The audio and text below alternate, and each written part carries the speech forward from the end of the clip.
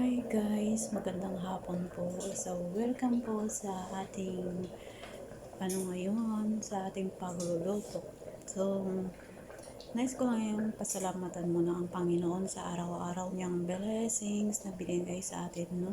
Alam niyo ba kung ano yung blessings? Siyempre, yung ating paghihinga, araw-araw natin pasasalamatan ng Panginoon kasi siya yung nagbigay ng ating lakas. So, alam niyo guys, gusto ko lang i-share ang aking lulutuin ngayon ay yung sa English pa is salona.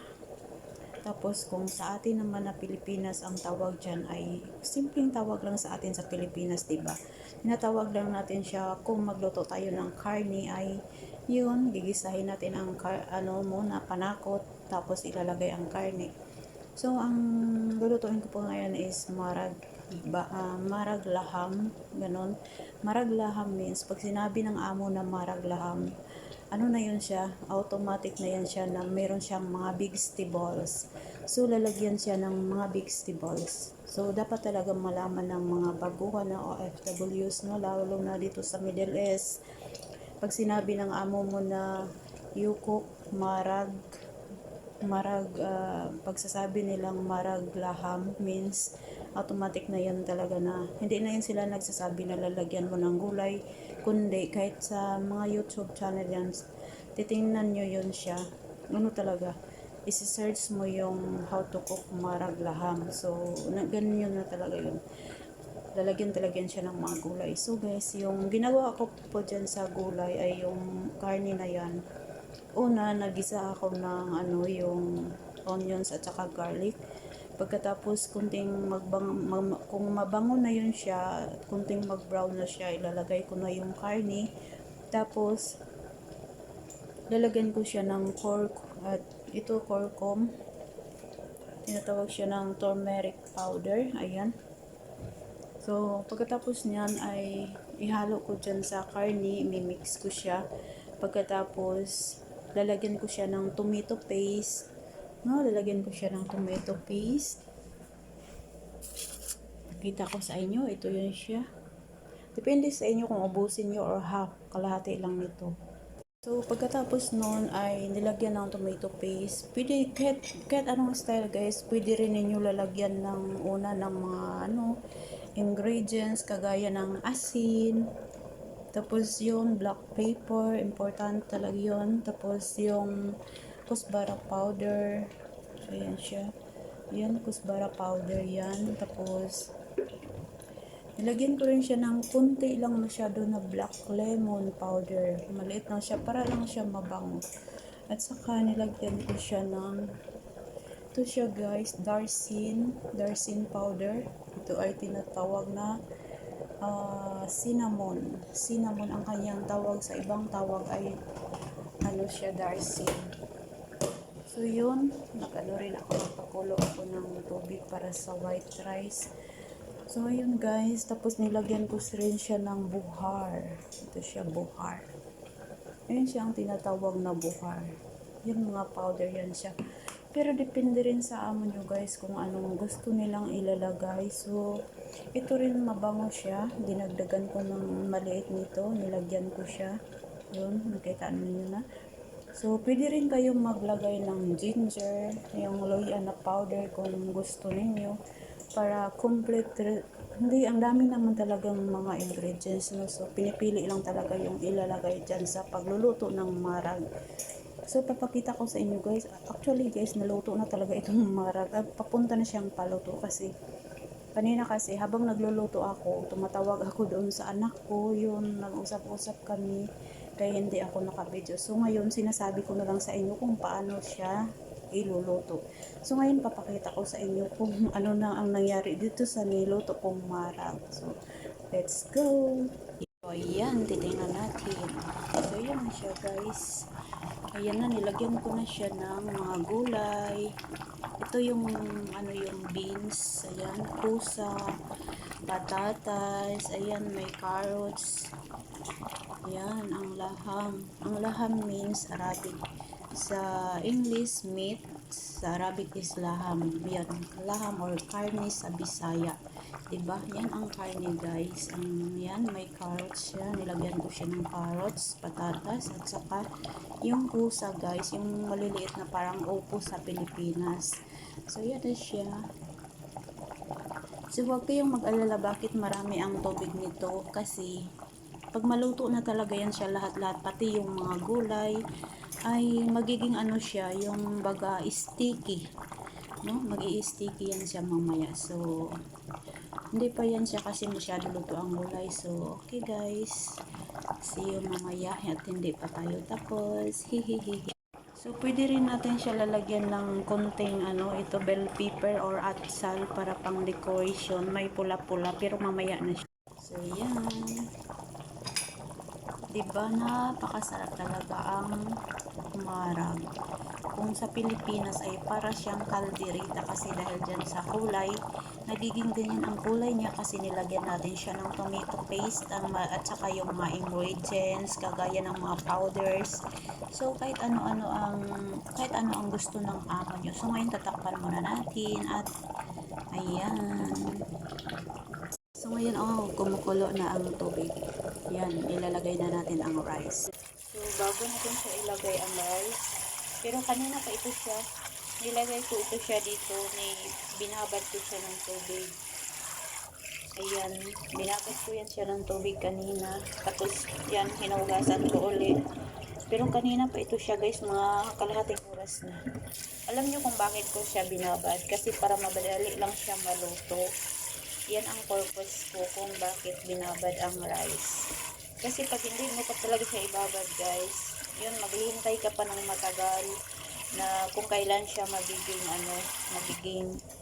maghihintay ka pa ng matagal kung kailan siya magiging malambot. So, yun, habang papakulo kayo ng tubig, pwede ninyo ibabad nyo muna sa tubig para yung siya, hindi na kayo matagalan pagpakulo doon sa pagluluto nyo. Yan ang purpose kung bakit siya binababad sa tubig. Madali lang siya guys. Ayan, inalisan natin ang tubig at ilagay na natin. So, ayan ang rice. Ayan na siya guys, ang rice. Ayan. Hintayin muna natin na siya. Alam niyo kung ano yung maitim na yan? Yan ay Miss Mar. Miss Mar ito yung maitim at saka Hale naman yan. Ito ang Hale, ito ang Miss Mar. So nilagyan ko siya ng asin at saka oil. Ayan. So ipa-boil natin siya, papakuluin natin siya hanggat sa maglambot yung rice. Pagkatapos alisin natin yung tubig.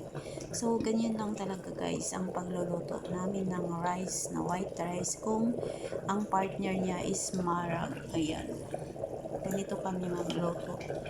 So habang hihinintay natin ito na hindi pa siya kumulo, so maghiwa muna ako ng onions, ipa-fry ko siya ng golden brown at saka mamaya pag maluto na kasi yan dyan at saka magkain na yung aking amo ay yung onions na golden brown ay i-decoration ko dito sa taas. So ganun guys, para maganda rin tingnan ang white rice kasi amo natin ang kakain, kailangan ayusin din natin, diba? So ayan.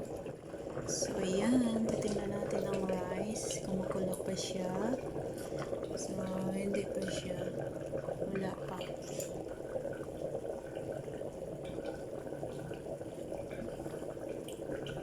Ayan pa siya, guys.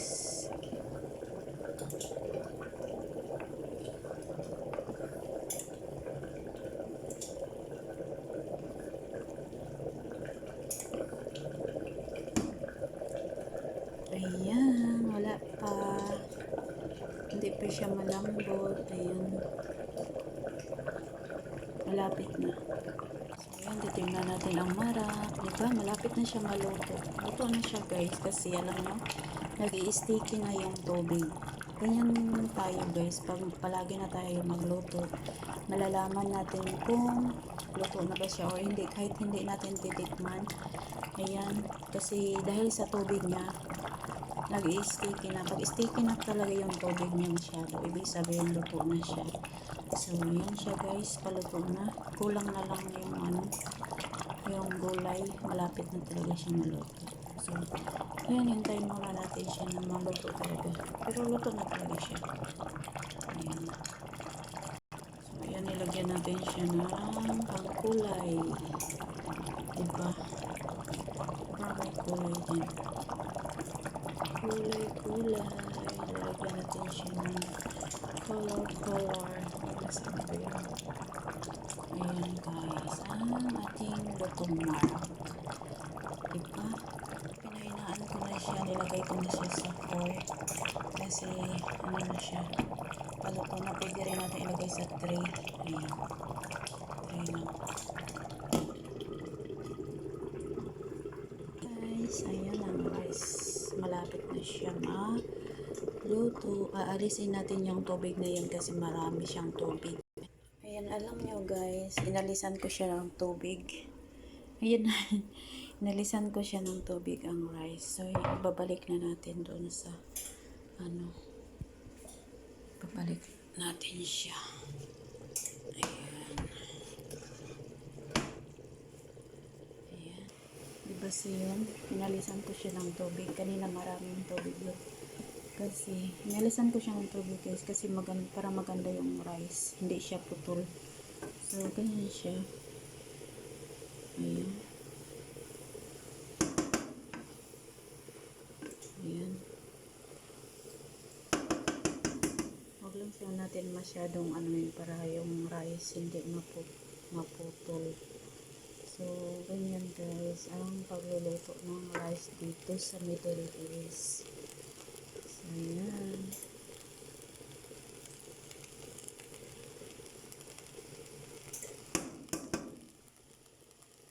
Ayan siya. So, pahinaan natin ang apoy. So, tatakpan muna natin guys. So, ayan na yung itsura niya guys. Tapos na siya at nilagay ko na lang siya sa low para mas maluto pa rin yung gulay. So, ganyan siya. Ayan. Wow, yummy. So, yan. Ganyan na siya ka-simple. Diba?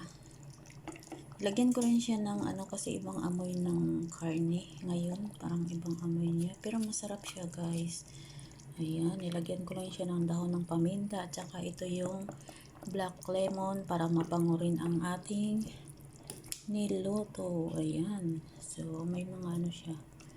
Yan, patatas, carrots. Tapos, meron ding mga sana yung beans, diba?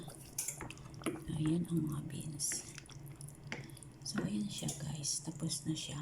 So, salamat. Sana magustuhan nyo ang aking mga videos guys. Paki-follow naman and share. Ayan. So, diba tapos na siya guys. Ngayon, muna ako ng yung saluyot. Lilinisan ko yung saluyot kasi yun, marami yung binili kahapon. Baka magluto na naman kami ng saluyot. Tapos, yun, hanggat tapos na ako dito, pwede rin natin siya i-off na kasi mga luto na siya. Ayan, i-off na lang natin guys, mamaya na naman natin yun. So, ayan siya. Thank you guys. Wow, ayan ang rice. Ayan, luto na siya. Ayan ang aso. So, wala nang tatakpan na natin kasi hindi pa naman dumating ang amo natin. So, ganyan muna siya. Diba? Wow! Yan ang marag laham. So, ganyan na siya guys. Ayan, nagawa ako ng onions. Yan. So, ganyan lang. Diba paglagay mo ng plato, ganyan lang din siya. Ikalat ko lang yung onions mamaya. So, takpan muna natin. Hindi pa dumating yung aking amo.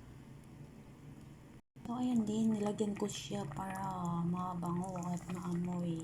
Kasi, pag hindi ko lalagyan ng yung chili na yan, ay masisira yung chili. Wala namang gamitan, kaya nilagyan ko na lang dyan. Kasi, para maganda rin tingnan, diba? Ayan. So, ngayon tapos na ako, ay magpunta na naman ako doon sa aking kwarto. At habang hindi pa dumating yung aking amo, ayan yung tapos na yan, yung dahon, saluyot. Yung rice din tapos na, at saka yung marag tapos na. So, ngayon, ang gagawin ko ay mapunta ako sa aking kwarto at i-ready ko yung mga plansahin ko, babalik ta rin ko yung mga damit. So, yun, maraming salamat po sa inyong pagpanood. Sana magustuhan nyo ang aking mga videos. So, please like and share naman po para po makatulong sa aking mga page. Salamat. God bless guys. Thank you for watching.